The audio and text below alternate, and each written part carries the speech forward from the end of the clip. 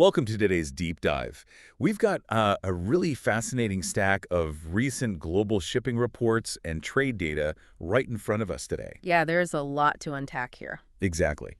And our mission today is to, well, pull back the curtain on this massive high-stakes shell game happening right now. Right, we are talking about a shadow economy of smuggled goods moving millions right under our noses. And, to really grasp the scale of what's happening at these global ports, you first have to look at the bizarre variety of what inspectors are actually intercepting. Oh, it is a completely wild spectrum of goods. It really is. I mean, get this. According to recent logs, authorities intercepted 1,600 kilograms of cannabis bound for the Netherlands. Wow, 1,600. Yeah, and it wasn't just sitting in a container.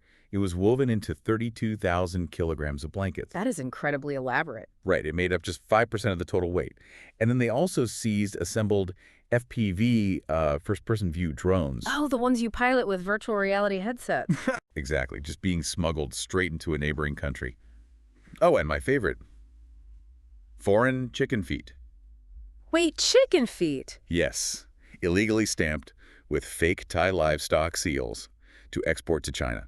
You know, what's fascinating here is that these aren't just isolated, opportunistic crimes. Right, it's not just some random guy trying his luck. No, not at all. You are looking at highly organized syndicates exploiting the exact same supply chains that legitimate companies use. So they really know what they're doing. Absolutely. They understand international logistics on a deeply systemic level. But I mean, smuggling physical contraband with hidden compartments is risky. Right. And very labor-intensive. Oh, highly risky. Yeah, so the data actually shows that the far easier way for these syndicates to exploit the system comes down to a tiny fake origin sticker. Right, because a few printed words on a label can literally cause hundreds of millions in economic damage. Okay, wait, I'm having trouble seeing the real harm there.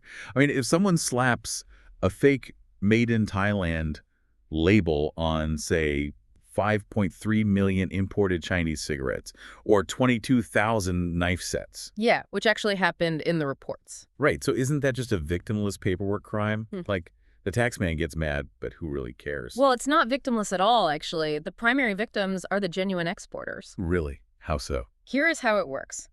When countries feel their markets are flooded with incredibly cheap, falsely labeled goods, they retaliate. Oh, they push back. Exactly. They use anti-dumping trade measures.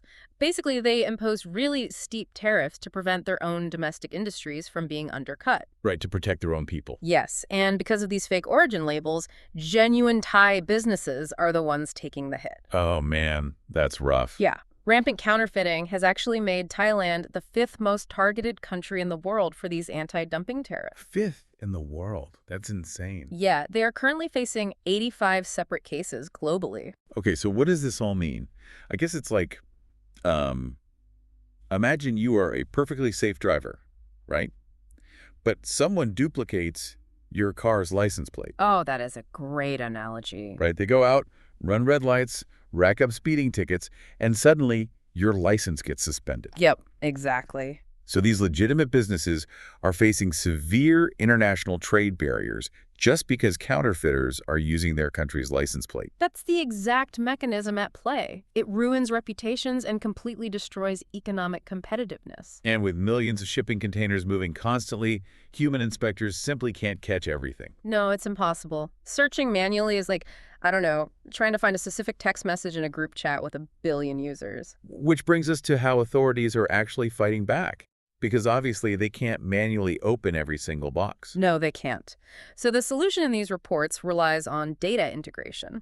Okay, how does that work? Well, the Department of Foreign Trade and Customs are merging their databases to share real-time intelligence. Yeah, they've already increased their strict watch list for U.S. exports from 49 to 67 specific items. Okay, here's where it gets really interesting, though.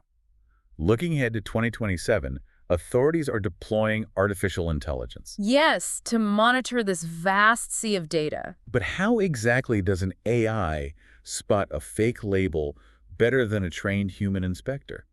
Well, the algorithms don't look at the physical box at all. They look at the math behind it. Wait, the math? Yeah, the AI instantly scans trade applications for anomalies. So it might flag a shipment if the declared weight doesn't match the historical weight-to-volume ratio of that specific raw material. Oh, wow. So it knows what it should weigh. Exactly. Or it can spot illogical, hyper-complex shipping routes designed to obscure where a product originally came from. So it's looking for patterns a human would just miss entirely. Right. It cross-references all this to trace raw materials back to their true source, which effectively stops the shipment before it even reaches the port. That is wild. So the front line against smuggling is really shifting from the physical docks straight to the digital realm. Completely. We're seeing this massive global shell game challenged by algorithms and integrated data networks. It's fascinating. And it leaves you with a really interesting question to consider, as authorities rely more on AI to predict these illegal supply chains. What's the question? Well, could the technology eventually become so perfectly accurate that physical customs checks are rendered completely obsolete?